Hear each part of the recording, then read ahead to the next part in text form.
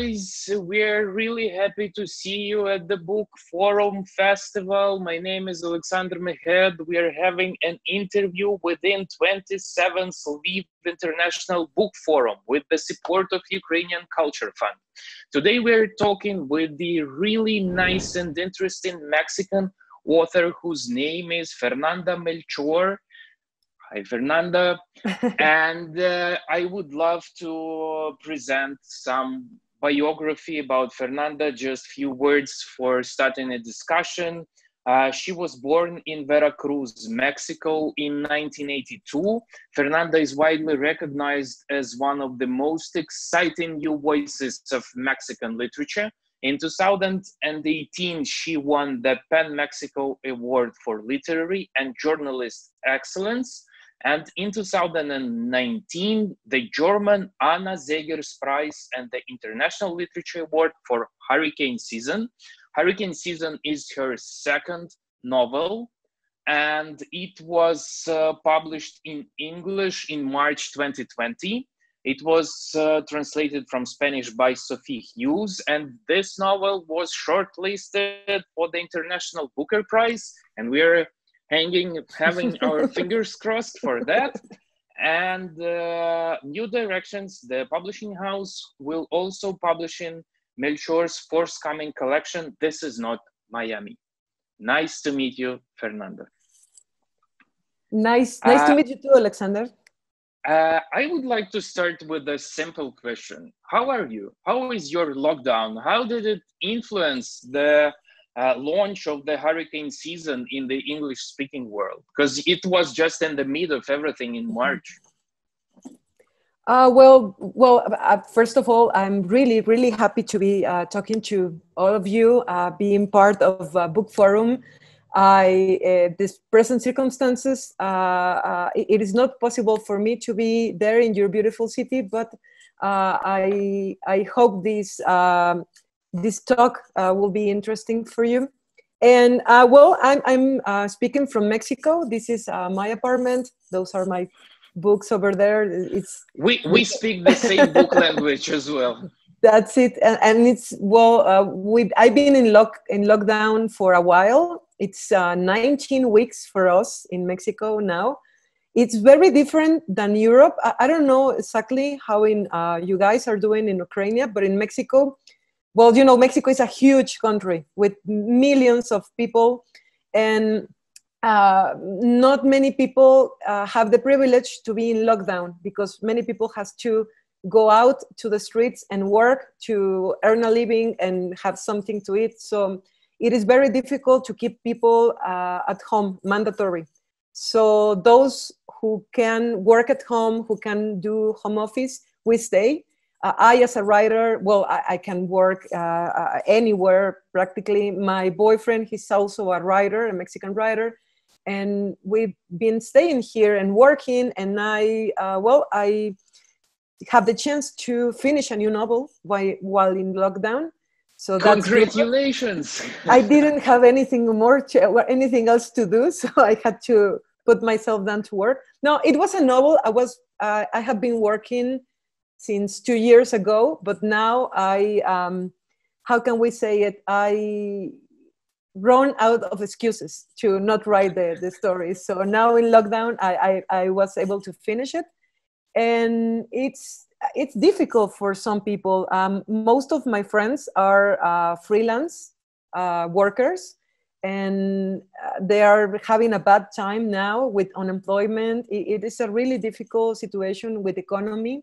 And also the virus is attacking a lot of people here in Mexico too, because we have a little difficulties teaching people how to wear a mask, how to behave properly, and there are too many possibilities and ways how you can put the mask all over your head, for sure. That's it. But I personally, I think I'm doing fine. I'm kind of tired right now, and I wish I could go on vacation. But I also have in mind the security of more people. So we decided to wait a little bit more and not go to the beach still, or to the mountain. And that's pretty much the situation we've been having here in Mexico. How did it influence on the launch of the book in the English translation? Did you have presentations online and haven't seen your readers so far? I've been having a lot of presentations. Because the book was published in the US by New Directions and in UK by Fitzcarraldo. So we've been having like events in both sides of the world. But it's been very sad, you know. I was going to go to New York, I was going to go to Los Angeles, to San Francisco. I was going to have my, you know, my US tour, and now it is not possible. And it was sort of, I have to mourn that loss. As many people, we all around the world, many people, we have to mourn. Of course, losing people, no, the family dying. But for me, it was like all these plans that I had. I was going to go to Ireland. That was really a really exciting plan. And now, well, I don't know when that will be possible again. But there is nothing else that I can do now. But at least we have technology that allow us to reach other. To talk to each other and reach other places without having to move. Great. I'd like to talk a bit more on the beginning about your background, about how everything started for you, because I really love the story that you've told about that you wanted to become a secret agent or FBI agent, like from the X-Files, and I really share the same feeling because I guess we watched the same TV series and the same Hollywood stories. But can you tell a bit more? How did your childhood dream of becoming the agent, and you've actually became a journalist? How did it happen? Well, I was born in a medium class household, and so mom and dad, they both work. My mom used to work practically the whole day, and my dad also wasn't very present all the time. So me and my brother Julio, we grew up watching a lot of TV, and I personally reading a lot of books, and also comic books. And for me, it was the way I spent my whole evenings after going to school, going to home, having lunch, having dinner, and then, you know, sitting in front of the TV and just absorbing. And in the case of Mexico, it was mostly American TV shows and American movies and horror movies and science fiction and fantasy. And for me, it was like my education, right? And I also love to write and to read. We all had the same teachers. Yes. That's it. I think that's beautiful because it's intergenerational. It's something that happens all around the world, and we got to grow up in a era where that communication, we were isolated, but at the same time we were communicated. And I think that's why sometimes our text or novels or writing has this multi-dimensional feeling of connection between us. So I grew up reading horror. For example, I love Stephen King books and Thomas Harris with the Silence of the Lambs and Red Dragon. And at the same time, I grew up in a country that's very violent, that became to be increasingly violent. It used to be a time where when you think of Mexico, you will think of like these small villages and, you know, maybe the stereotype of the cactus and peasant people working the earth. And it used to be like a peaceful ambience. And what happened was that economical difficulties in Mexico made an increase of violence, I think, and a lot of different reasons also. The drug trafficking in the case of Mexico, the difficulties between being the neighbor of the United States also, that made also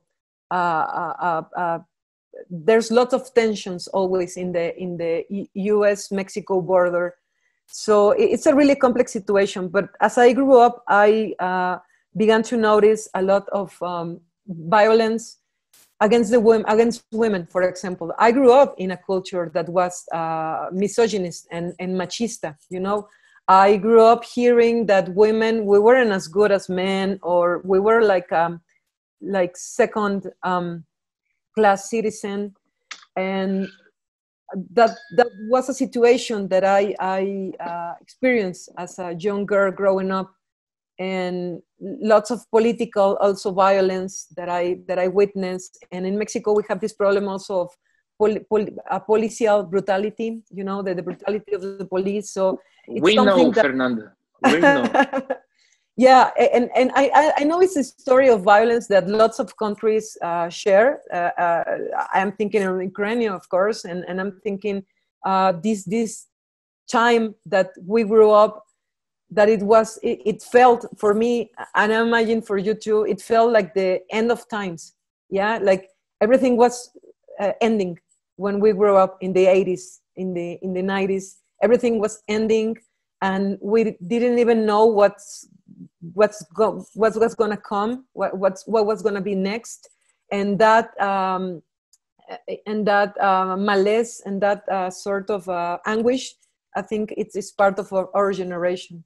So I don't know, for me it's really natural to be aboard, to be writing about themes like violence against women, like violence in general, or like the anguish of really young people who cannot imagine a future, who don't know how they're going to be growing up, how being young and being like in front of an abyss. Yep. But you've decided to become a journalist and to start with this really interesting genre called chronicles. And can you tell about this stuff? Because it seems like a really interesting, different tradition than we have. And that is not an obvious way for a young writer to become a journalist who writes this non-fiction literary reportage to start with. Okay, so, well, I just realized that I didn't get to answer your last question. And so how is that I wanted to be like a FBI agent? Well, confronted to this violence, I start to, read these horror stories and got fascinated by murderers, by criminals. And for me, it was a fascination that had to do a lot with the, maybe the interrogation about what makes us go bad as humans, right? Like how come I didn't grow up to be a criminal myself? What avoided that?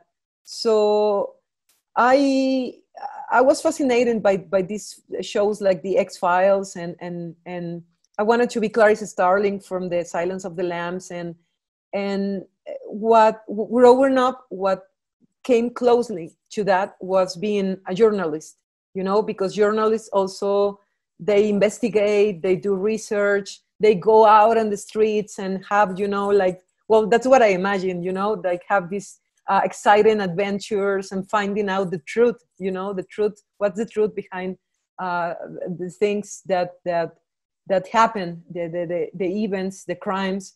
So I became a journalist. I studied journalism.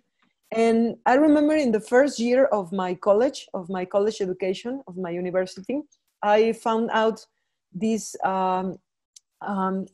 writers, American writers mostly. We in Mexico always have a great influence of American literature and writers, which I think it's awesome, because American writers for me are like the greatest. I got really interested in writing what's called, it used to be called new journalism. And it's basically writing about real events, writing about reality, but with the tools of literature, That was my next question. How is it connected with this Norman Mailer, Truman Capote, and this tradition of the new journalism? Do they have the same technique? Do they have the same message? I think it was a very interesting moment of literature because, well, I think the difference of the new journalism was that they weren't just journalists. They were really writers, but writing about reality. And now maybe it is not so so new or so exciting because we have autofiction and lots of other forms of writing about reality. But in the 60s, it was really an exciting new form of writing. And when I got to that, in Mexico, we have also a tradition of writers writing about reality. The first journalists in Mexico were writers, like, you know, literary writers writing about, you know, cities and what's happening in the cities and all these historical events, and they were even writing about legends, you know, like old stories, old folk stories in Mexico City and all around the country. So it kind of, in Latin America now, it's a huge way of writing. It's called crónicas. Exactly, it's writing about something that happened as objectively, but always using literature as your weapon, as your tool. And it's a really difficult task because you have to not only do research like a journalist and interview people and go to places and do work field, but also you have to have the clarity to find out the best way to write the story as a writer, right?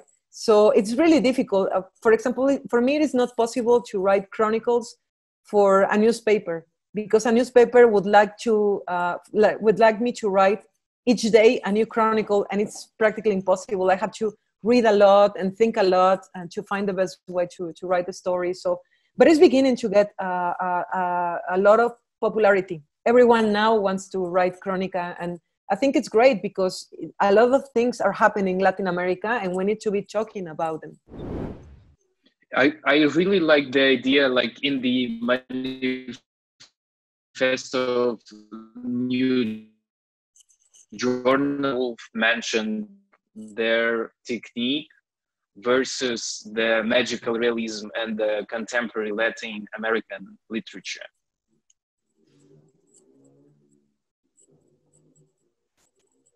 Well, it used to be a time where what was interesting of Latin America was, I think, the like the exotism, right? Like the tropicalism. You will expect, like, you know, like pineapples and green forests and lots of bright sunlight and native people doing beautiful dances. You know, and I think the magical realism of Garcia Marquez was sort of a protest of trying to mix this exotism and this tropicalism, but with elements of reality, like the crudest reality.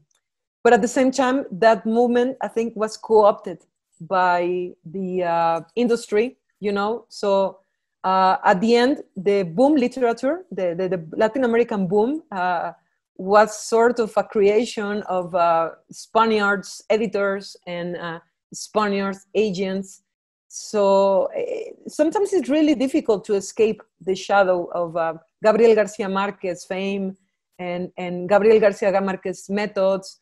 Well, and even Hurricane Season is sort of inspired by Gabriel Garcia Marquez, The Autumn of the Patriarch. So for me, growing up, it was a very important writer to be reading. But at the same time, I just wanted to do something different. I think for some generations, Gabriel Garcia Marquez was a figure that was what one was willing to emulate. But now I think it's, for me, it's important, but I don't know for so many writers, for many young writers in Latin America, I think they will be interested in showing another kind of realities. Yeah, great. So your first book, that was the collection, This Is Not Miami. And that was the collection, as far as I've understood, that's the collection of nonfiction and the stuff that you did during your first literary years and that. So my question is, do you feel that there should be something in a story that grabs your attention? What is the core of the story? In one of the interviews, you mentioned that there's supposed to be an anecdote. There's supposed to be a story. What type of story are you interested in? That's a very good question and very technical.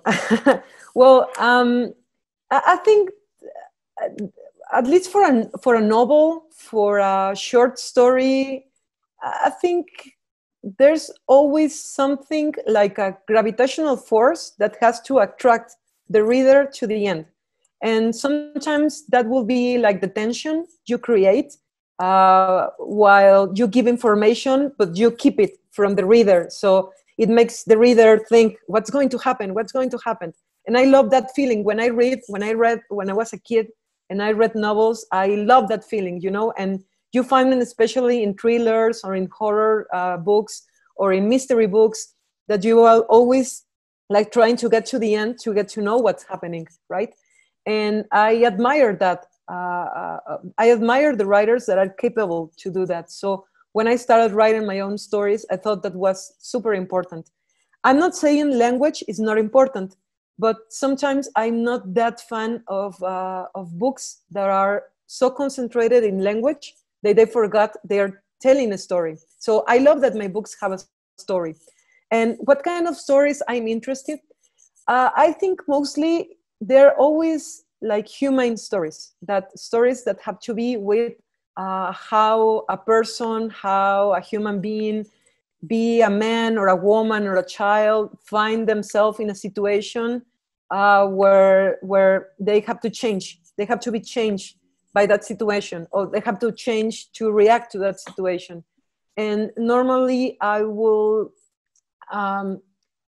found that stories that talk about violence are like the most humane, because they speak of those parts that sometimes we forgot that are human too. When we talk about humanity, we always talk about, you know, being good, being nice, and heroism and altruism, all the things that makes us like close to the angelic nature of human beings, right? But as humans, we also have another nature, right? We have this sort of evil nature that religion always is preventing us from, but that it's also normal. You know, envy, revenge, hate. That's also what makes us human. So for me, to talk about that, it's also to talk about what makes us human. So I like my stories and my characters to have this all kind of sides, because if one character is only good and one character is only bad, that's a caricature, that's a cartoon, that's something so reduced, and that is not being human. Being human is being complex, is changing through time, is having desires, you know, that contradict each other, is having these struggles. And for me, that's what's important. And it's always like the core of the things I write. It's this fight between like the evil and the good impulses of human beings.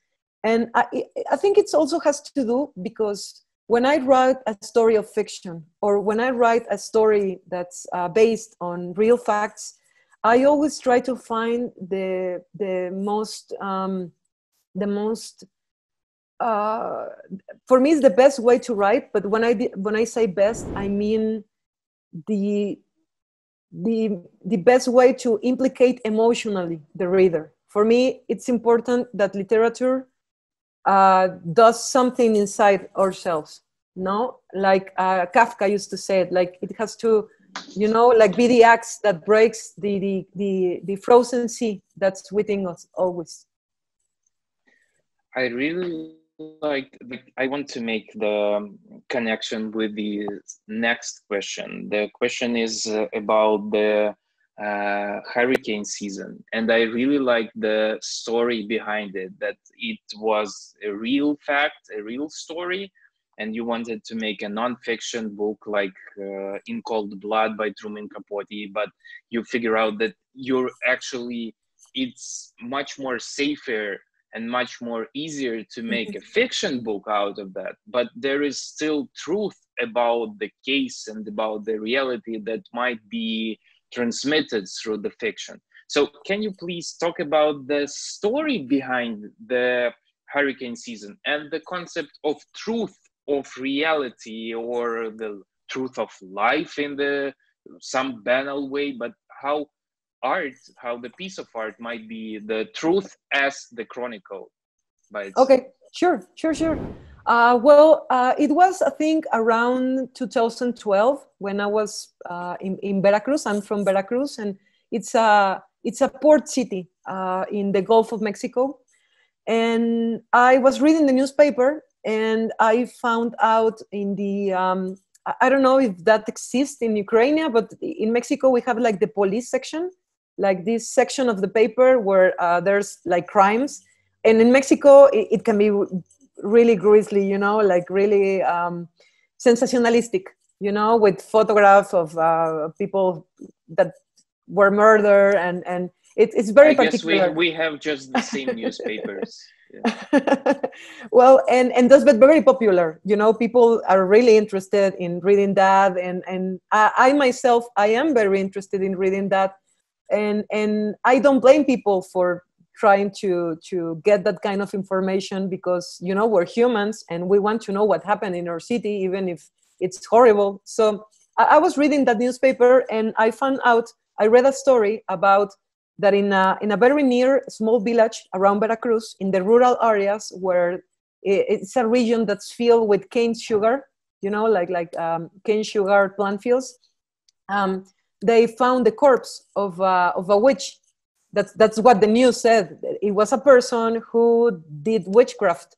It was the witch of the small village, and she was found dead, murdered.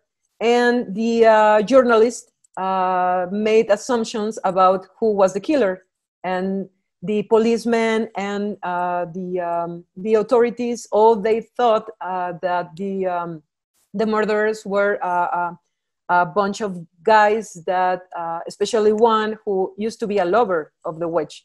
And the story was that he confessed that he killed the witch because the witch was doing sorcery on him to go back and be lovers again. So I was reading that, and I was like, oh my God, we're in 21st century now. And how is it possible to be that a murder can be motivated by witchcraft, and that we still think of witchcraft and witches, and that people like the police or the journalists or the juries are believing that, right? So I thought that is so, because in Veracruz we have this, it was a port city. It was the first port in Mexico. So when the Spaniards got to America at the first of colonization, they got into the first point they stepped on earth was Veracruz.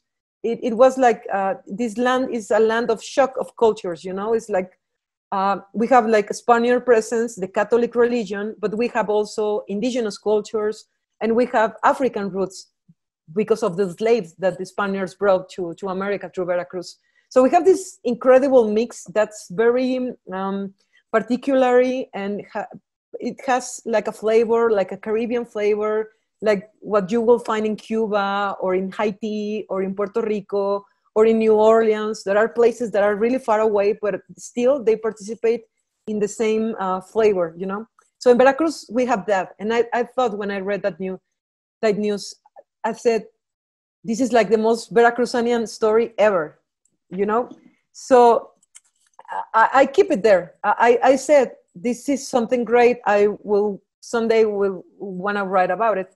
And at first I thought I could do a nonfiction book, like Truman Capote did with the with that murder in Kansas for writing in cold blood.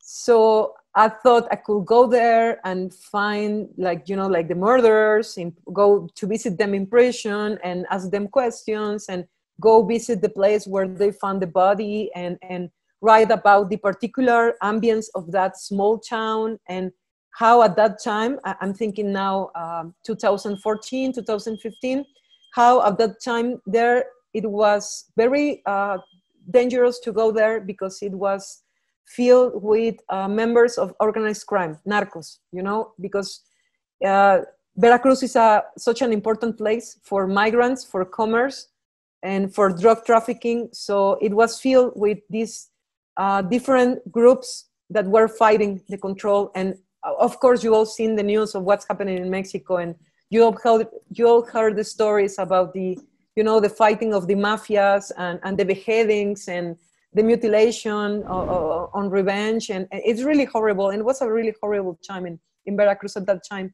So the writer who would appear there and ask questions and what has happened, that would be definitely somebody would write a novel about you if you would go there.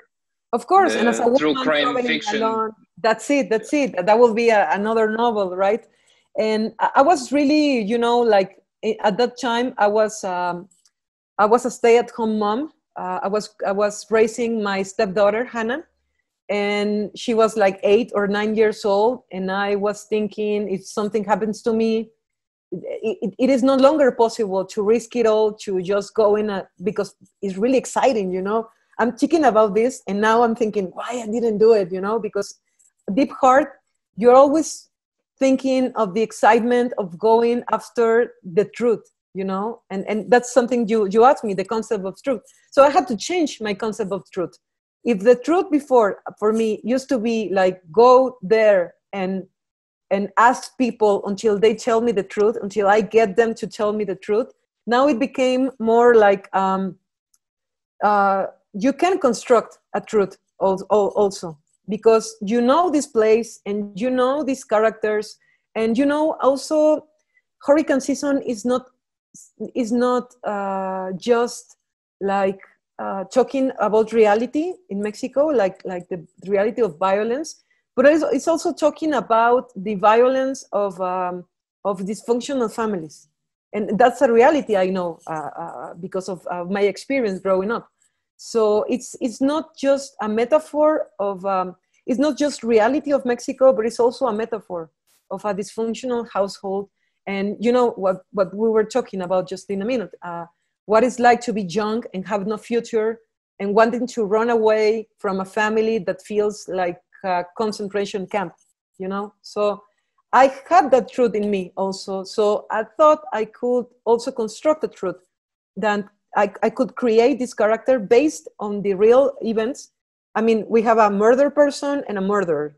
So I created a murder person and a murderer, and like borrowing parts of truth and other stories that I've heard and other stories that I've read, and all the things that I knew Veracruz was at that time, and lending all the feelings, all the difficult feelings that I felt also in a time of my life, and to construct that kind of reality, a new reality. But you know, it's in places like our countries where it's so difficult because political reasons to believe what's in the media, because in Mexico that happens a lot, you know. You have like an official version of the truth, but you always wonder, that doesn't really sound like, you know, and there's always rumors and conspiracy theories. Mexicans, we love conspiracy theories, you know. So I thought that's another kind of truth. I guess Ukrainians are Mexicans in deep of our hearts. Yes. Yeah, I think we can relate very well, because we came from you know, we have like authoritarian pasts, violent pasts, and we're trying and struggling to find or you know, like happiness and wellness in this new world, you know, this capitalistic world, and it's so difficult for young people to find their ways. So I think, yes, I think we have a lot in common. And I can even relate that the only person whom you can blame for all the trouble in your own personal life is the witch or the daughter of the witch, and this is the responsible person why I'm beating my wife, why I'm so stupid and all that. I'd like to ask a question. Like each time when you talk about the hurricane season, you reference to Veracruz, but at the same time, the place where everything is happening is Villa Garbosa, and you're making like a fictional space based on the real space. Can you please explain? Maybe it might be interesting for our audience to listen how you've constructed and you've related your own Macondo, your own Villa Garbosa in this novel.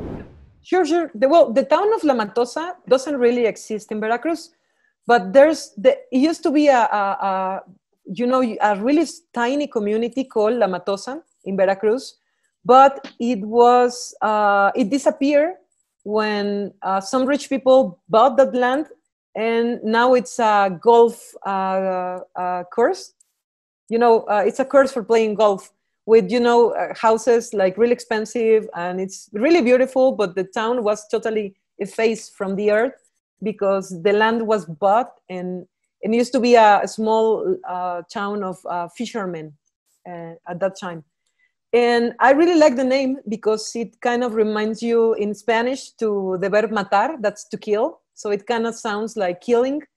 And it kind of sounds of matas are also like bushes, so it kind of reminds you to a place where it's filled with bushes and luxury vegetation, and that's Veracruz. Like, it's so green, it's green everywhere, and sometimes weed and plants grow so fast that you can watch them grow actually. So it's a very rich place, and I just did this kind of mix of all these small towns that I used to know in Veracruz, around Veracruz, and all the visit when I was younger and for the weekend, and all these places that when I traveled by car, I saw at the side of the road, these strange like stores or like bars and restaurants, and a little bit shaggy and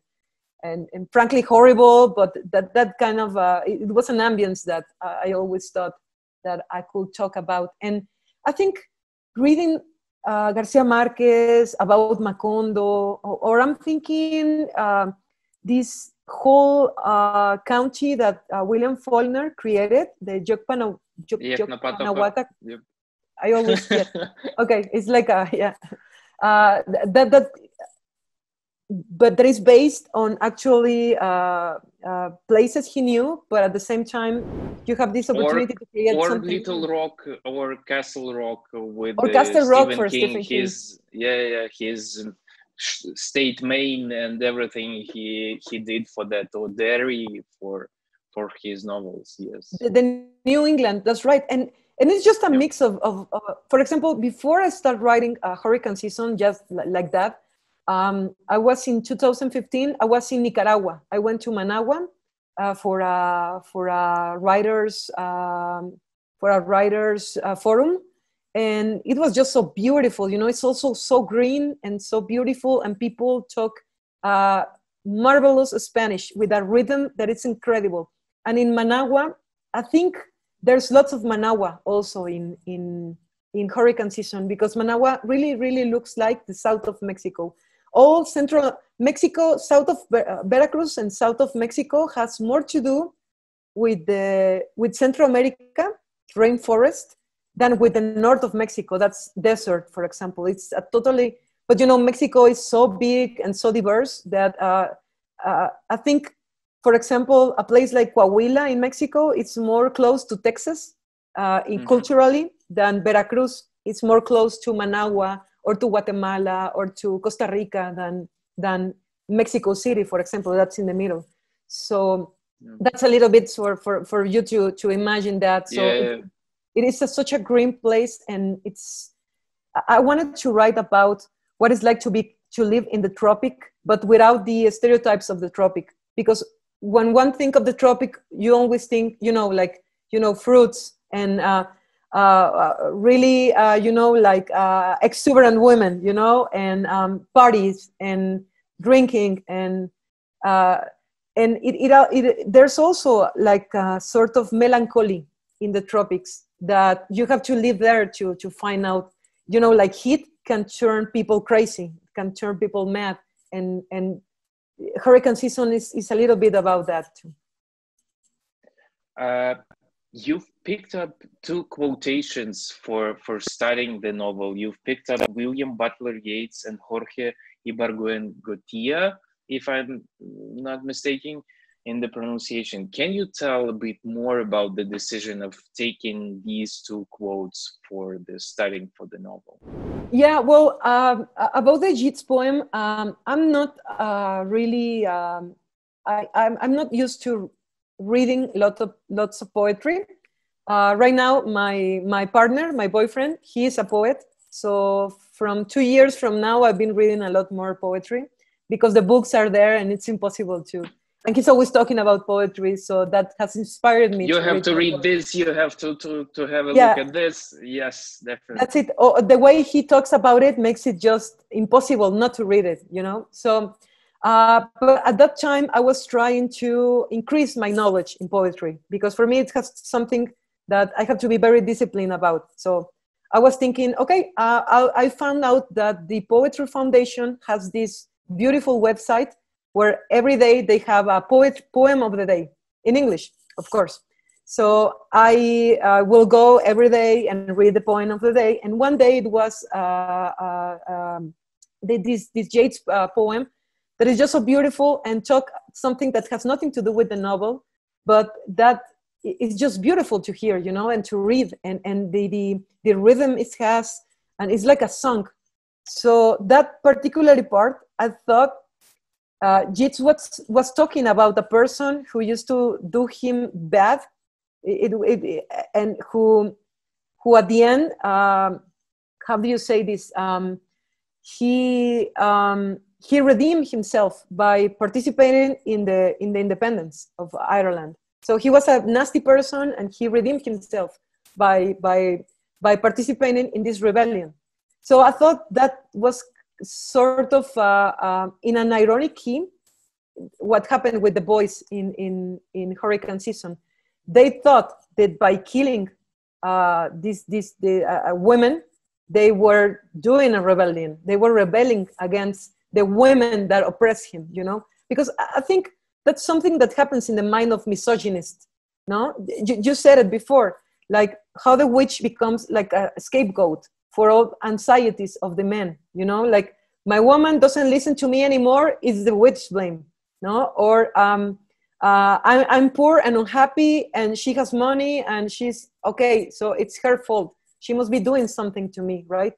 So I think that deep down, at the heart of every femicide, the killing of a woman for passionate reasons, there's always this kind of misunderstood rebellion, And in many cases, lots of characters of hurricane season, they do violence, but it's displaced. It is, they I don't know, Brando can kill his mom, but he will participate in the witch murder. And by the way, the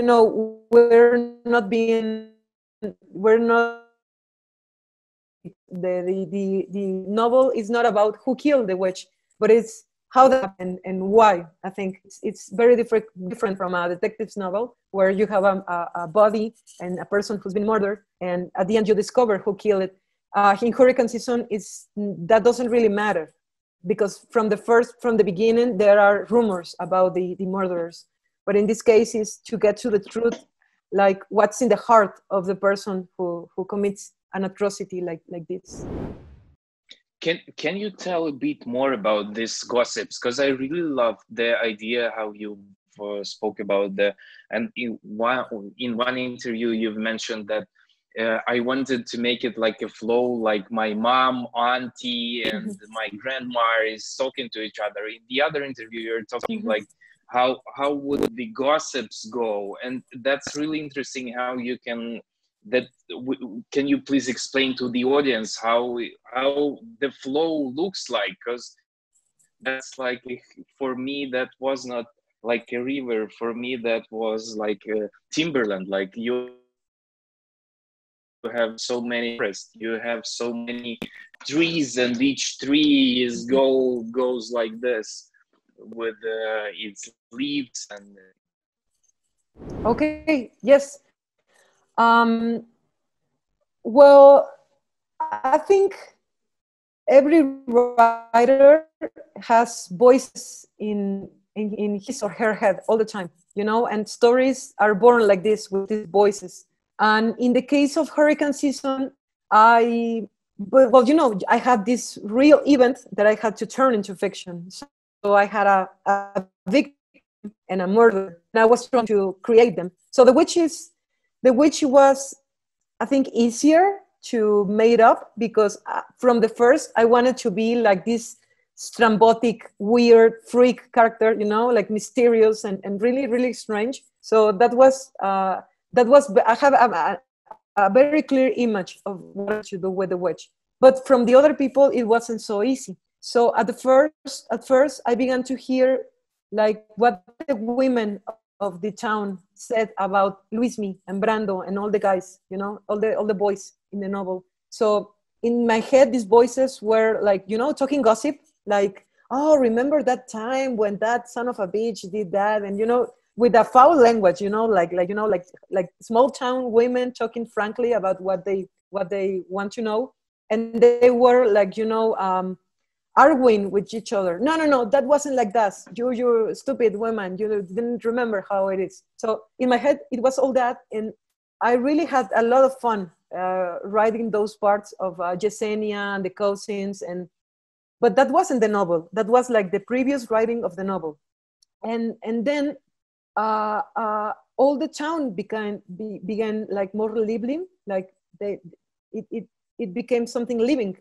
that talked a lot.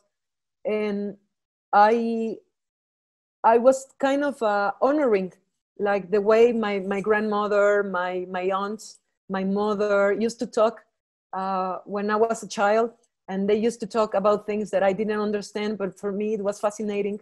And I think I've told this, sometimes I pretend I was sleeping, so they continue talking, because if I was there, they wouldn't talk. So I pretend to be sleeping, so they will say, the child is sleeping. Now tell me, why did she cheat on him? I don't know. And she will tell, like, you know, like the most morbid details. And I was, you know, like pretending I was sleeping and listening to that. And I wanted the writer to have that same feeling. Like they were listening to a conversation that wasn't meant for you. That was what I was trying to write.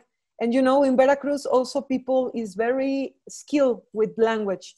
In Veracruz, we have the fame of being people who can tell stories, who can improvise poetry, for example, who can just, stand up and begin singing. We are very cheerful people, and I wanted to honor that a little bit. And we are very foul-mouthed people also in Veracruz. Even women really, really can say really bad words, but, you know, with such a flavor that it makes you laugh.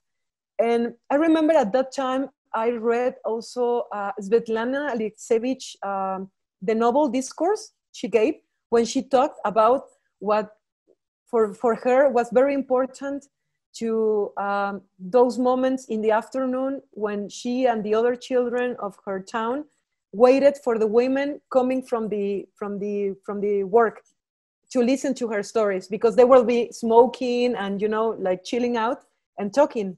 And she will listen the stories of the women. And I think that's beautiful and fascinating. And I always tried that the audiobooks of Hurricane Season are narrated by women, because for me, it's a female voice, the one you are constantly hearing. The novel was published in 2017 in Mexico. Then there is a German translation, and there is a translation for the English-speaking world. Have you noticed any interesting differences in terms of interpretations that you've got in Mexico, in Germany, and now you're having in the English-speaking world? I'm not. I'm a translator myself. I used to work. Now not anymore, but I used to translate novels from English to Spanish for some publishing houses here in Mexico, and I really respect the translation of work because of that, because it's hard, you know. And I try not to, you know, to dive in and being like noisy with the translators, because I totally respect their decisions. And I have I've been the luckiest to have like great translators, and I haven't had any trouble. But there are so few languages that I can read. I can only read Spanish, English, and French. I cannot read German, for example. So I have no idea what Angelica Amar did in German, but I really respect her, and I really respect my editor, who also speaks great Spanish. So I know he did a great job, and well, it won two prizes in Germany. So I guess it is a very, very interesting and good translation. But normally I just don't really want to know, you know, because it is a novel that I never thought anybody will be interested in publishing outside Mexico. For me, it's just, you know, like the weirdest dream. It doesn't make it for me even sense that somebody will want to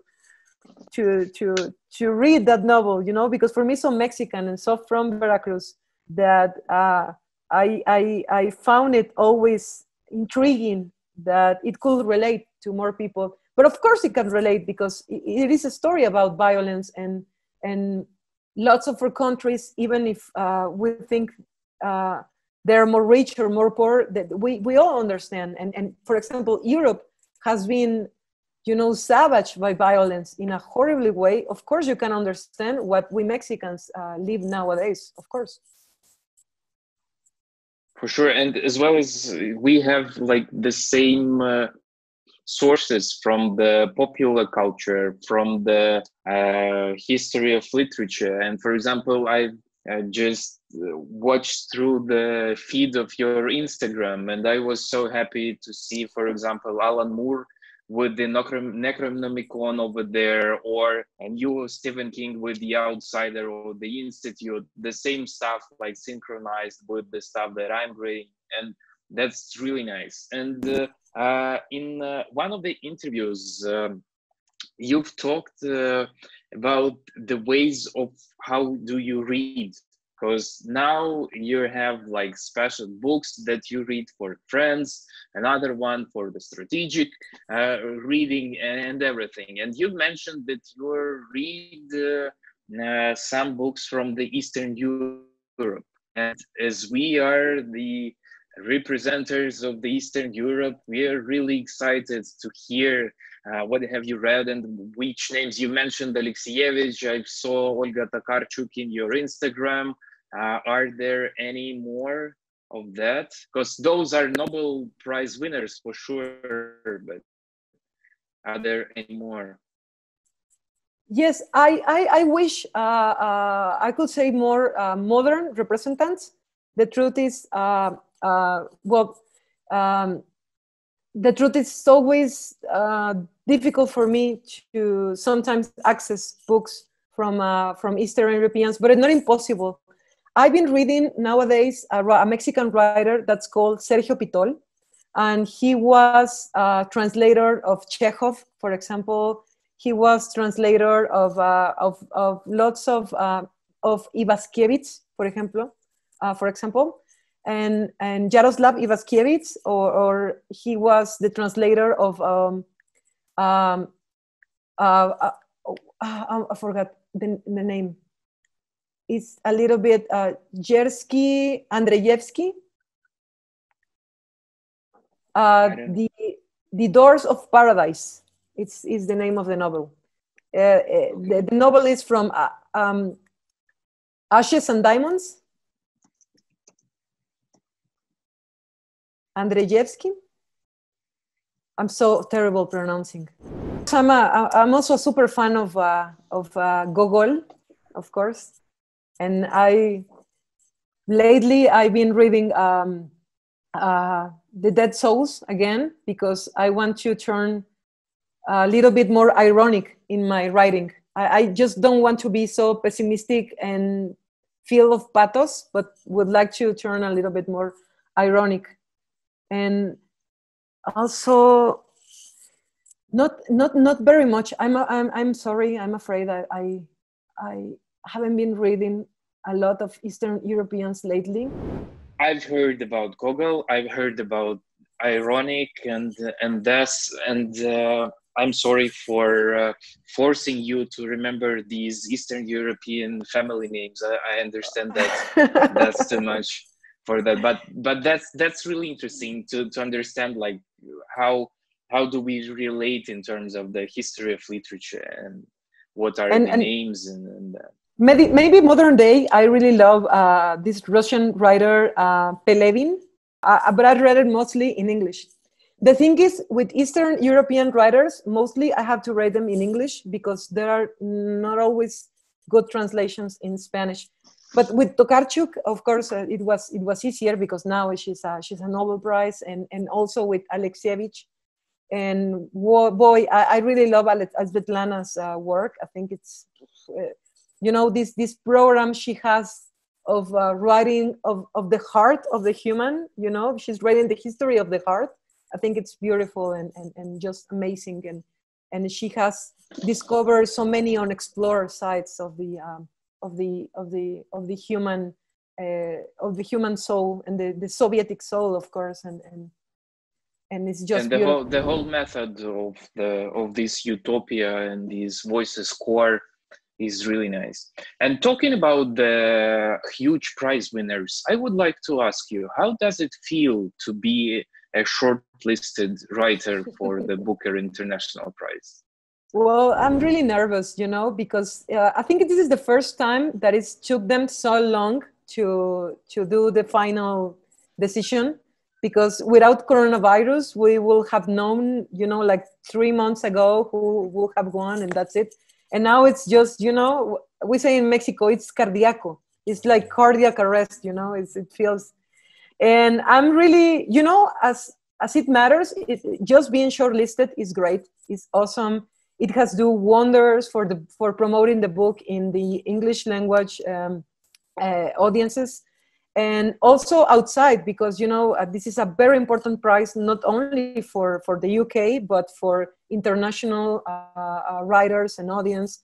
And it's got me so much readers, and I'm so blessed and happy for that, just even for that. And of course I want to win, and I want the money, and I want the fame, and I want everything, but just like being shortlisted and among these incredible writers, and for the first time between so many women, I think it's so cool and great, and I'm really grateful, and I'm super nervous. And normally in Mexico, I wouldn't talk about it because, I don't know, we have a superstition that if you talk so much about something, it doesn't happen. So, well, I'm just happy, Is there any attention in Mexico with the Mexican media about that? No, well, everybody wants to interview me, but I don't want to. It's for me, it's very weird because I've been writing for 15 years, publishing from 2013, and just until hurricane season, nobody ever gave about me. So now it's like my books are really read for so many people, and in Mexico for so many young people, and it's incredible to do a presentation and have a line of teenagers just reading your book, and I think it's so cool. But at the same time, I'm not a person that has an opinion for everything. I love talking about literature, and we can have a round table about Stephen King any day you want, Alexander, and I love to talk about books, but normally I don't like talking about like my opinions about politics, and in Mexico, you have to believe that you are a writer, you are an intellectual, and you have to have an opinion about everything. Can I ask you about the next novel, or are you superstitious about No, it's all done. Because you finished it already, so can we ask about that? It's all done. So I deliver it to my publishing, through my publisher, and it's already been sold to Germany. So and to the English version. It's going to be a Congratulations! Thank you, and I'm so happy. It's called Paradise. It's a novel. It's a very short, fast-paced novel. It's really, really intense, more than Hurricane Season, with less characters. And it's about a boy who's totally obsessed with his neighbor, who's a mature woman, you know, a MILF, you know, a mature, very, very beautiful woman. And he's totally obsessed with her, and he will be able to do anything just for being with her. And, you know, disgraces happened, and all that happens in I don't know if that exists in Ukraine, but in Mexico, because of the social conditions, rich people now live, like, you know, in these gated communities.